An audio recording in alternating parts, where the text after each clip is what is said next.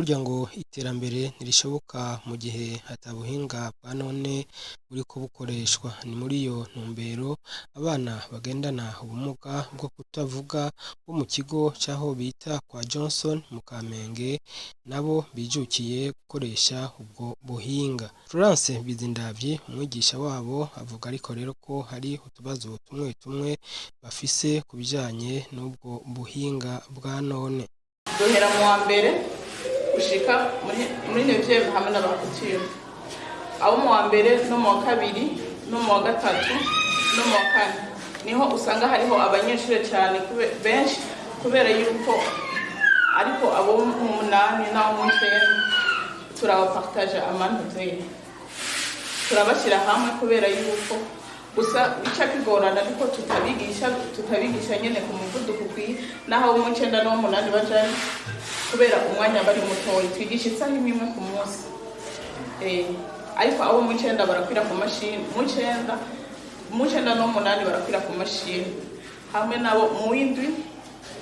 no mu wa gatanu mu w'indwi nabo nyene kubera mu w'indwi ari intete classe zibiri barakwirako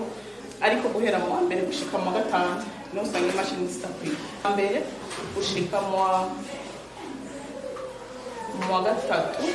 niho tubigisha ivyo byo kwatsa imashini no kuzimya no kwandika utuntu dukeyi naho nyene kubera ko si bose baca banyuka ku muvuduko kubera ko hariho abo usanga uriko urabwira ibintu ugasanga ntibariko barabitahura neza. Aho mu wa kabiri tuvuye mu wa gatatu mu wa kane kuduga ca tuja muri Word hanyuma abandi tugaca tuja muri Excel muri PowerPoint hanyuma kuba abandi bakakenera bari bahari kiretse bajya bagera kwa pasi nawe nyine sinzi ko boba ari abapakenera nibo bari baje na kwa pasi kuko nta bandi bantu bari bwaje ishuri kubera ubutumwa biragoye kugira umunyaruke kubigisha ubonyaruke kubera hariho ibintu usanga badashaka banyaruka kubasigurira. Ikindi naco nuko umwanya muremure twe twize ibintu bya biotike byo dusanzwe turiko turiga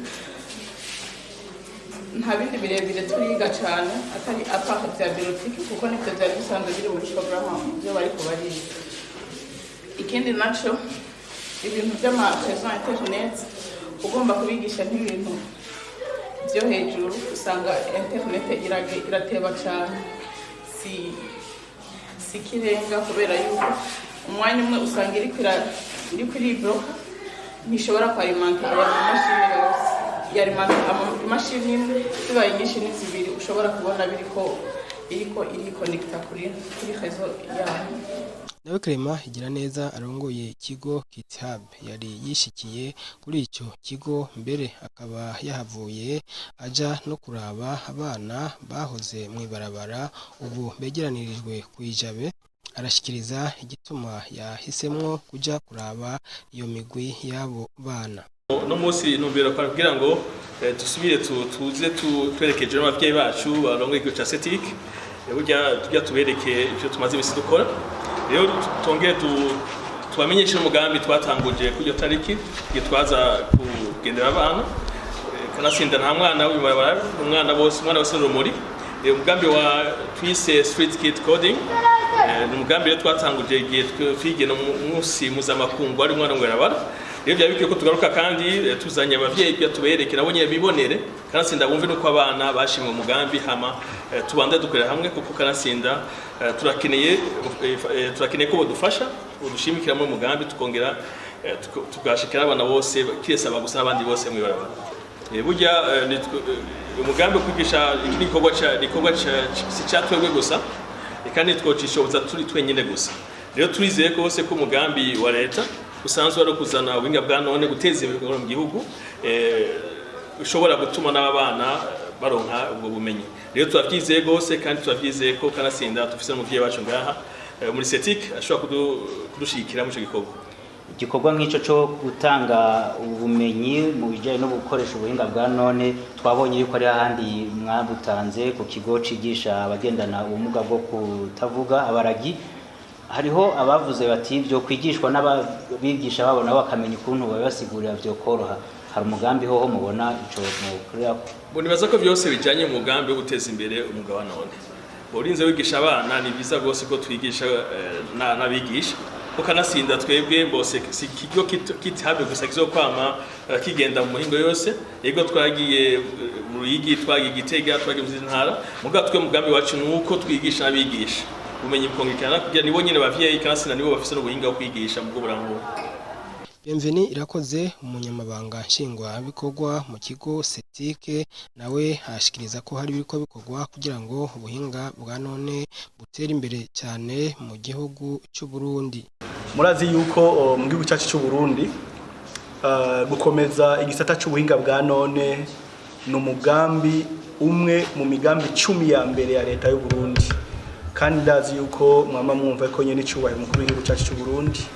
igihe cyose avuze aravuga iby'ubuhinga bwa none. Hama mu bushikiranganje bujejwe iby'ubuhinga bwa none reka mvuge ikigo setike ndongoye, ndibaza murakurikiranira hafi yuko duheruka gushiraho ariko gushirwaho umugambi wa leta werekana ukungene ubuhinga bwa none bwokomezwa bukanakoreshwa mu bisata vya leta. Hanyuma murazi kandi yuko hari n'undi mugambi ukomeye cyane ushigikiwe ni banki y'isi yose, umugambi witwa PAFEN turiko turatanguza mu Burundi. Muri iyo migambi yose gukomeza ubuhinga bwa none turavuga ko bitegezwa gufatira cyane cyane no gutanga ubumenyi. Gutanga ubumenyi rero, ubumenyi ku vy'ubuhinga bwa none nta muntu numwe dufise uburenganzira bwo gusiga inyuma. Rimwe hari gihe abantu bibaza yuko ubuhinga bwa none ari ubwabajya abantu bifise, ariko numva arakaryo keza kumenyesha abarundi bose yuko ubuhinga bwa none n'ubwa twese, nta numwe ategerezwa gusigara inyuma. Ari abamubona mwebwe mwita ngo nabana bo mwibarabara, ariko je ndavuga nti nabana b'igihugu. Igihugu rero gitegerezwa gushira inguvu nyinshi kugira ngo nabo baronswe ubwo bumenyi. Ari bajya muvuga ngo bagendana ubumuga, nk'abajya tuvuye kuraba hari yanye kwa Johnson, kugendana ubumuga si icyaha kuko nta numwe aba yaravyiteguriye canke yaravyifujije, ariko leta ifise gukurikirana nabo bantu bose aho bari nabo bakaronswa ubwo bumenyi, kuko niho twese dushobora gutera imbere, igihugu cyose kigatera imbere. Rero ni muri iyo migambi rero tuvuga duti naba bose dutegezwa kubashikira, dutegezwa kubaronsa ubwo bumenyi bakeneye, dutegezwa kubaronsa ivyo bikoresho bikenewe, eka n'uwo muhora kugira ngo bawuronke bashobore gukoresha ubuhinga bwa none batekaniwe kandi batunganiwe. Ivyo rero si gikorwa ca leta yonyene, ni gikorwa ca twese. Niyo mpamvu mubona Kit Hub nk'aba partenaire twama dukorana mu bikorwa bitandukanye, turakorana muri byinshi. Barazi yuko leta yamibashigikira, ubushikiranganje bujejwe ubuhinga bwa none burabashigikira. Twama rero tuko turakorana, n'ubu twaje hano kugira ngo twongere kandi kuremesha runo rwaruka, twongere kandi kumvisha n'abandi barundi bose aho bari bumve yuko ubuhinga bwa none n'ubwa twese. Yuri pachi jewe ndinuvura abyuka saa 2 na marika mambiri agakobwa igeti kandi kiriketi nese mamweti ikonde kumureti cyose niba basani baririmba indirimbo bakayicira hagati ndirimbo yanje ndashira ku murongo wa franje nimuvuge oye